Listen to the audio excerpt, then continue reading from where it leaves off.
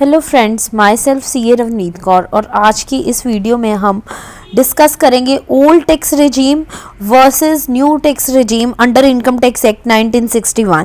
जैसे कि आप जानते हो कि फाइनेंशियल ईयर 2021 ऑनवर्ड्स आप न्यू टैक्स रेजीम या ओल्ड टैक्स रेजीम दोनों में से चूज करके अपना इनकम टैक्स वैसे ही पे कर सकते हो, अपनी इनकम कैलकुलेट वैसे कर सकते हो। दोनों में से जो आपको बेनिफिशियल लग रहा है उस अकॉर्डिंगली आप अपनी इनकम टैक्स कैलकुलेट करके पे कर सकते हो। बट हमें पता कैसे लगेगा कि हमारे लिए दोनों में से कौन सा बेटर है? जितनी देर हम उन दोनों का कंपैरिजन नहीं करेंगे तो हमें कैसे पता लगेगा कि दोनों में से कौन सा बेटर है। तो चलो मैं इस वीडियो में आपको बताती हूँ, इन दोनों का हम आज करते हैं कंपैरिजन। तो सबसे पहले हम दोनों में रेट्स देखेंगे कि दोनों सिस्टम में, दोनों रेजीम में रेट्स का कंपैरिजन करेंगे, ओल्ड टैक्स रेजीम का और न्यू टैक्स रेजीम का। तो स्लैब रेट्स अप टू, आप जैसे देख रहे हो इस स्लाइड में, अप टू 2.5 लैक्स दोनों केस में, ओल्ड टैक्स रिजीम में भी और न्यू टैक्स रिजीम में भी, दोनों में rate of tax is nil and means up to 2.5 lakh there is no tax. तो जीरो टैक्स है, टैक्स रेट है। तो बट 2.5 लाख से 5 लाख तक अगर जाओ तो ओल्ड सिस्टम में और न्यू सिस्टम में दोनों में सेम रेट है, दैट इज 5%। इसके आगे जब आप स्लैब 5 लाख के ऊपर आप चले जाते हो तो इस केस में आपका चेंजेस होंगे रेट में, न्यू में और ओल्ड में। जैसे कि आप देख रहे हो इस केस में 5 से लेके अगर 7.5 लाख की स्लैब में आप फॉल कर रहे हो तो अगर आप ओल्ड सिस्टम अडॉप्ट कर रहे हो तो आपको 20% टैक्स पड़ेगा, अगर आप न्यू सिस्टम कर रहे हो तो आपको 10% पड़ेगा। और 7.5 लाख से 10 लाख तक अगर है तो आपको 20% पड़ेगा ओल्ड टैक्स सिस्टम में और नए वाले सिस्टम में आपको 15% पड़ेगा।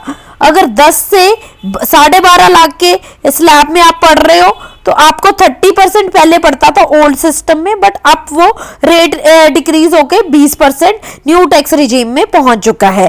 और 12.5 से 15 लाख की अगर आपकी इनकम है तो आपको 30% पुराने रेट ओल्ड सिस्टम के अकॉर्डिंगली पे करना पड़ता था, बट नए सिस्टम के अकॉर्डिंगली आपको 25% पे करना पड़ रहा है।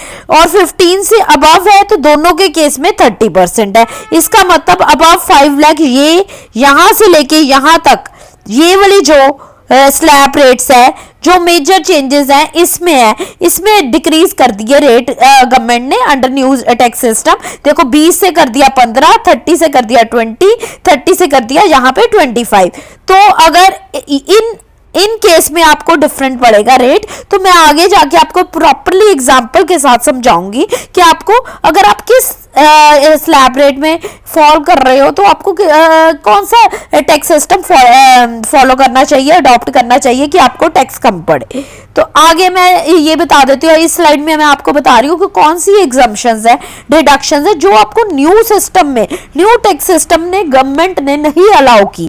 तो अगर लीव ट्रैवल अलाउंस मिल रहा है, हाउस रेंट अलाउंसेस मिल रहे हैं, मिल रहा है convince allowance, daily expenses in the course of employment, तो इन सारे अलाउंसेस की relocation allowance, helper allowance, children education allowance, other special allowances जो सेक्शन 10 सब सेक्शन 14 में मेंशन किए गए, जो हमारी स्टैंडर्ड डिडक्शन सैलरी पे मिलती है 50,000 वो, प्रोफेशनल टैक्स की deduction, interest on housing loan की डिडक्शन जो सेक्शन 24 में आती है वो डिडक्शन, जो चैप्टर 6A की डिडक्शन है 80C की, D की, E की और भी इसमें जो भी चैप्टर 6 में एक्सेप्ट 80CCD की न्यू टैक्स रिजीम में इसकी डिडक्शन आपको मिल जाएगी। तो ये देखो ये सारे अलाउंसेस, यहाँ पे ऊपर एग्जम्पशंस भी हैं और डिडक्शंस भी हैं।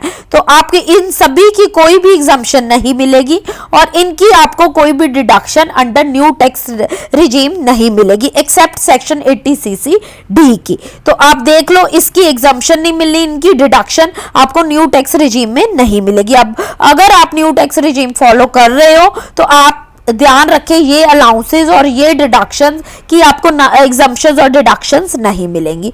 और जो लिस्ट ये अगली स्लाइड में मैं आपको ये वाली स्लाइड में बता रही हूँ, जो list of deductions that are allowed under new tax regime system. तो ट्रांसपोर्ट अलाउंस है, अगर वो अलाउंस ध्यान रखना, transport allowance for specially abled people, जो स्पेशली एबल्ड पीपल के लिए जो अलाउंस अलाउ करते हैं employer, that is allowed as a exemption. Conveyance allowance for expenditure for travelling to work, अगर आपको कन्वेंस अलाउंस मिल रहा है, अगर आप एनपीएस में कोई एनपीएस स्कीम में इन्वेस्ट कर रहे हो तो आपको डिडक्शन मिल जाएगी 80 सीसीडी में, जैसे कि मैंने आपको पिछली स्लाइड में बताया था कि 80 सीईडी की नहीं मिलेगी, बट 80 सीसीडी जो कि एनपीएस में अगर आप इन्वेस्ट कर रहे हो तो आपको डिडक्शन इसकी मिल जाएगी। और section 80 double J double A की अगर आप न्यू एम्प्लॉयज रख रहे हो, उस पर अगर कोई खर्चा कर रहे हो एज अ बिजनेसमैन, तो आपको उसकी employment of new employees under section, तो उसकी भी आपको डिडक्शन मिल जाएगी। डेप्रिसिएशन की मिलेगी, depreciation under section 32 is allowed, except additional depreciation की नहीं मिलेगी, normal depreciation under section 32 is allowed under new tax system. Any allowance for travelling for employment on transfer, कोई भी आपको ट्रैवलिंग अलाउंस मिल रहा है फॉर एम्प्लॉयमेंट पर्पस और फॉर जब आपकी एक जगह से दूसरी जगह पे ट्रांसफर होगी उस चीज के लिए आपको अलाउंस मिल रहा है, तो that is also exempted under new tax regime. तो अब हम एग्जाम्पल कर लेते हैं एक इस केस में।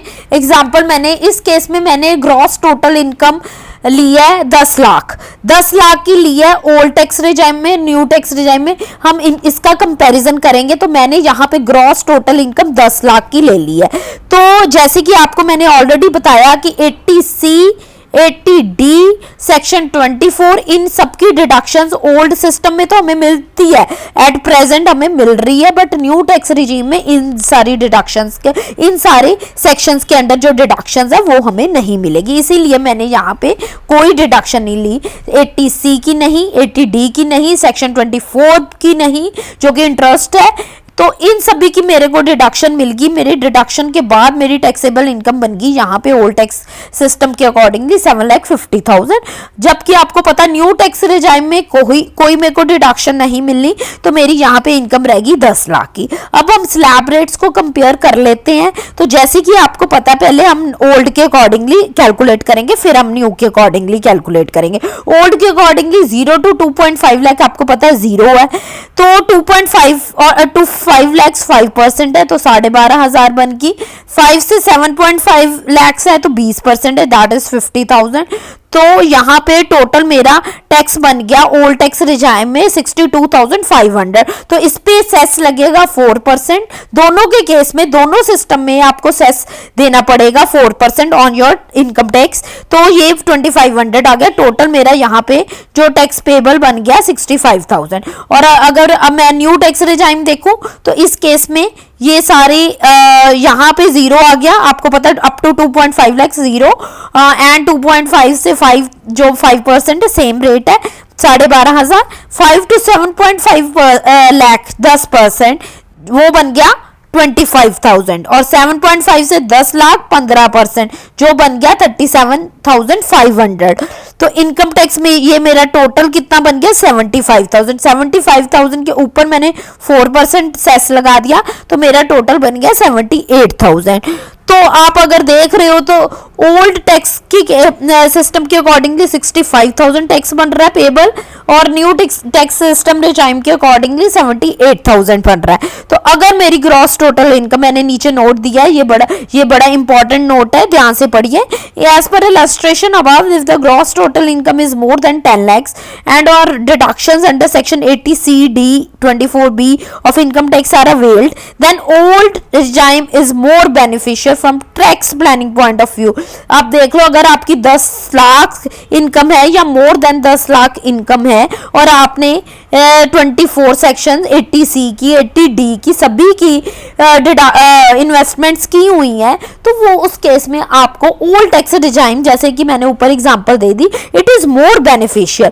बट अगर न्यू टैक्स रिजाइम अगर आप अर्न कर रहे हो 5 लाख रुपीज, सिर्फ 5 लाख मिडिल इनकम ग्रुप में हो, 5 लाख तक है, तो आपको डिडक्शंस की भी नहीं जरूरत, आपको वैसे ही रेट ऑफ टैक्स कम कर दिया गवर्नमेंट ने। तो उस केस में आप न्यू टैक्स रिजाइम फॉलो करो, वो that will be more advantageous to you. Hopefully एक some other points are also there जो इंपॉर्टेंट मैं आपके साथ डिस्कस करना चाहूंगी। ये मैंने some important points to be considered before adopting new tax regime or old tax regime. Please note that the tax rates in the new tax regime is same for all the category of individuals.